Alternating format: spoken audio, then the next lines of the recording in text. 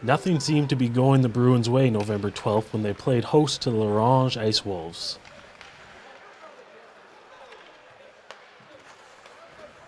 The two teams were slow getting started. After 20 minutes of play, the teams were locked at 0-0. Despite several chances in the period for both ends, the goalies were the stars of the opening 20 minutes for their respective teams. It didn't take long for the Ice Wolves to find the back of the net in the second period. The Bruins took a penalty 24 seconds into the period, and the Ronge power play went to work, scoring the first goal of the game to take a 1-0 lead. Calder Neufeld responded by breaking in alone and untouched, but shot the puck high glove side. Every time the Bruins had a chance, the Ice Wolves seemed to capitalize on their own chances.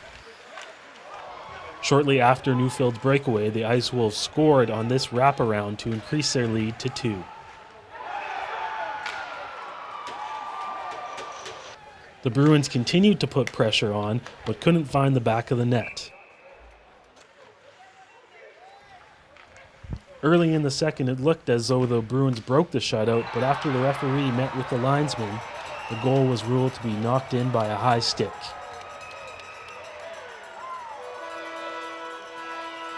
After that near goal, the Ice Wolves responded by adding their third goal and increasing their lead to as many. Getting frustrated trying to score, Taylor Reich dropped the gloves with Tyson Vallet to try and spark his team, but the fight was quickly broken up by the linesman. The Bruins started the third period on a short power play, but couldn't take advantage. Then, just over 30 seconds after the Bruins' power play had expired, the Ice Wolves scored to make it 4-0. The fourth goal seemed to jolt the Bruins to their senses, but would there be enough time for a comeback? Neufeld scored the first goal off a strange hop in front of the net.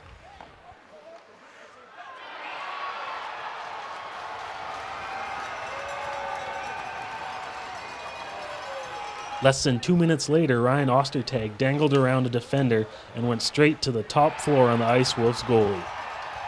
The goal cut the Bruins' deficit to 2 with more than 10 minutes remaining.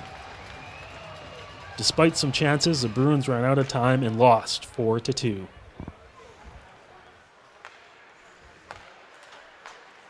Coach Keith Cassidy says his team had trouble winning the little battles versus Ronge. In that case, he's got to get better and get in the shooting lane and be square to the shooter and stuff like that. But again, those are fundamental things that by this time we should know. And it was unfortunate for him. I know he was trying to get out there and block the shot, but there again, Tendler did a good job of stopping it anyway, and we just didn't pick up sticks going back to the net. So it's it's those little battles all over the ice that the competitive edge, I guess it is what I'm looking for, the fire with these guys right now. And at this point, that's my biggest concern. The Bruins generated their fair share of chances, but didn't manage to close out the game. I was looking more at all the chances that we were missing.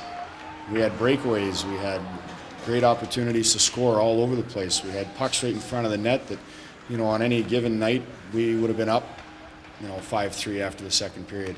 But it just wasn't happening tonight. You got to give their goalie tremendous credit for the way he played. I mean, we had some quality scoring opportunities that just didn't go in.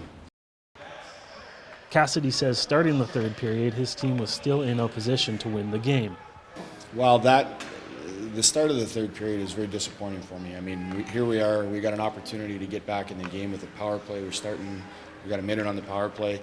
And rather than go out there and elevate our game, we go out there and we're awful, okay? And then we get scored on. And